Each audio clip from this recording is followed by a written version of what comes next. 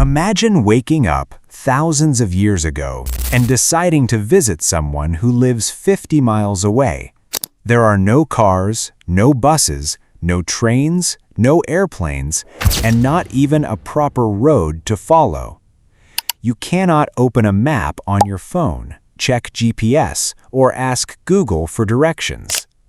Yet somehow, ancient humans crossed mountains, deserts, forests, rivers, and entire regions. They moved from place to place, traded with distant communities, searched for food, followed animals, migrated to new lands, and eventually built civilizations. So how did they actually travel without the roads and vehicles we depend on today? The simplest answer is that ancient humans used the things nature had already given them: their own feet, animals, rivers, coastlines, and eventually simple boats and wheeled vehicles. But the fascinating part is not just what they used, it is how they learned where to go. Long before road signs and GPS, humans became incredibly good at reading the landscape. For most of early human history, walking was the main form of transportation. Human bodies were surprisingly well adapted for long-distance travel. Our ancestors could walk for hours, carrying food, tools, children, and other supplies. They did not think of a journey in terms of kilometers or miles the way we do today. Instead, they understood distance through time and landmarks. A place might be described as half a day beyond the river, or 2 sleeps from the mountain. Their world was measured by footsteps, daylight, and familiar natural features. And they did not simply walk randomly. Ancient travelers learned to follow natural paths. Animals created trails through forests and mountains, and humans often used the same routes. Rivers were especially important because they provided water, food, and relatively easy directions through unfamiliar territory. If a river led toward a valley or another settlement, following it could be much easier than crossing difficult terrain. Mountains also became natural landmarks. A distinctive peak could be seen from far away and used almost like a giant signpost. A large rock, unusual tree, coastline, cave, or hill could help travelers remember where they were. Without written maps, people relied heavily on memory. Someone who had traveled a route before could guide others, passing knowledge from one generation to the next. But what happened when people had to travel much farther? This is where animals changed everything. Humans gradually learned that certain animals could carry people and supplies. Dogs may have helped transport loads in some early societies, while later humans domesticated animals such as donkeys, horses, camels, and cattle.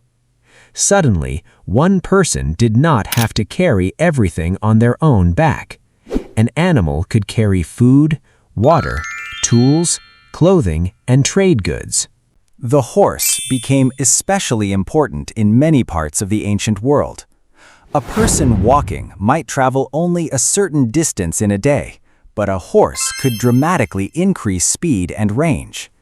Horses eventually transformed communication, trade, warfare, and migration. In dry regions, camels became incredibly valuable because they could survive harsh desert conditions and travel long distances while carrying heavy loads. But there was another transportation system that was even older and often overlooked: water.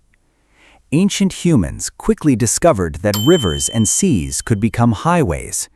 Instead of carrying everything over land, people could place supplies onto floating objects. Early boats may have started with simple logs or bundles of materials that floated. Over time, humans developed dugout canoes, rafts, skin-covered boats, and eventually much more advanced sailing vessels. Water travel could be dramatically easier than traveling over rough land. A river could carry a boat downstream, while the travelers simply controlled its direction. Coastal communities could move along shorelines and connect settlements that were difficult to reach by land. Eventually, humans became skilled enough to cross large bodies of water. They learned to observe wind, waves, currents, stars, and the position of the sun. This meant that the sky itself could become part of their navigation system. And this is one of the most incredible parts of ancient travel. Humans learned to navigate using the world around them. At night, the stars provided reference points. During the day, the sun could help establish direction. Experienced travelers also watched natural clues. The direction of rivers, patterns of vegetation, mountain ranges, coastlines, and even animal behavior could provide information about where they were.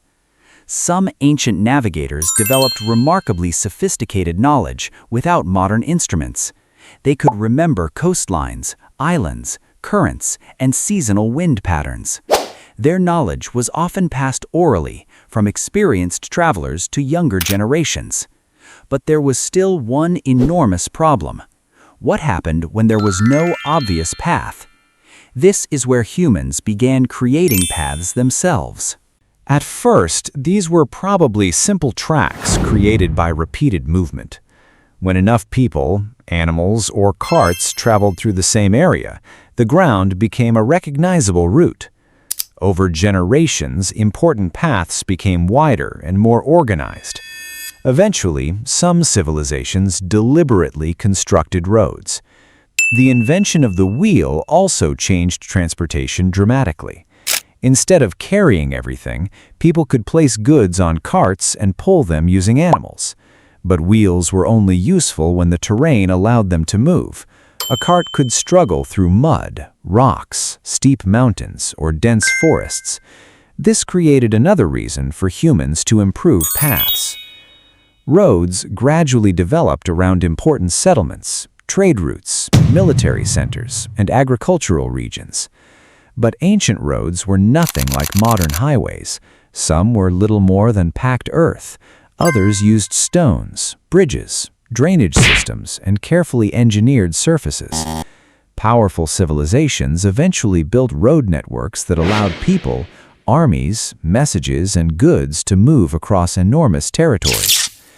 Still, for thousands of years, most people did not travel simply because they wanted to.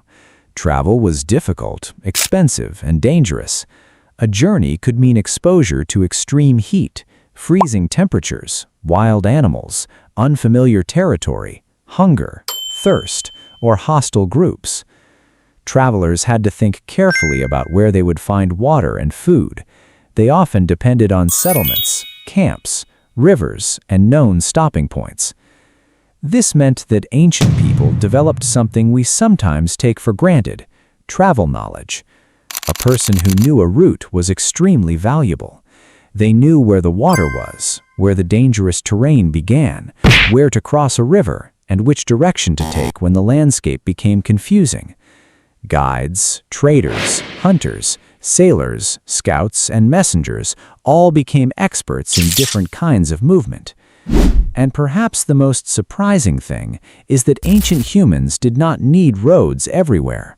They adapted their method of transportation to the environment. In forests, they walked along trails. In deserts, they followed routes between water sources, often using pack animals. In mountains, they searched for passes and valleys. Along rivers, they used boats. Across grasslands, they traveled with animals and carts. Along coastlines, they used boats and natural landmarks. In other words, ancient humans did not wait for the modern world to make travel possible. They learned how to make the environment work for them.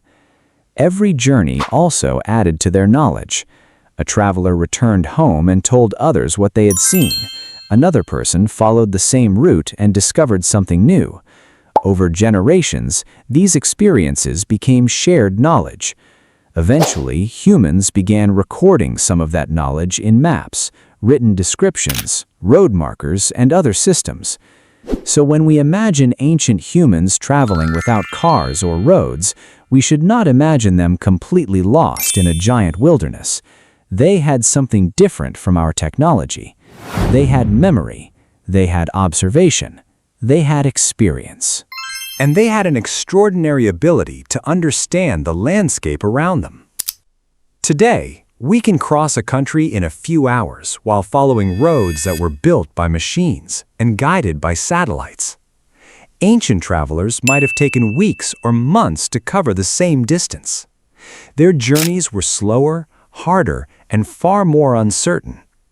But every trail they followed, every river they crossed, every animal they domesticated, and every route they remembered helped humanity move farther. And eventually, those ancient paths became the foundation for something much bigger. The roads we drive on today are, in a way, descendants of the first trails humans created simply because they wanted to reach somewhere they had never been before.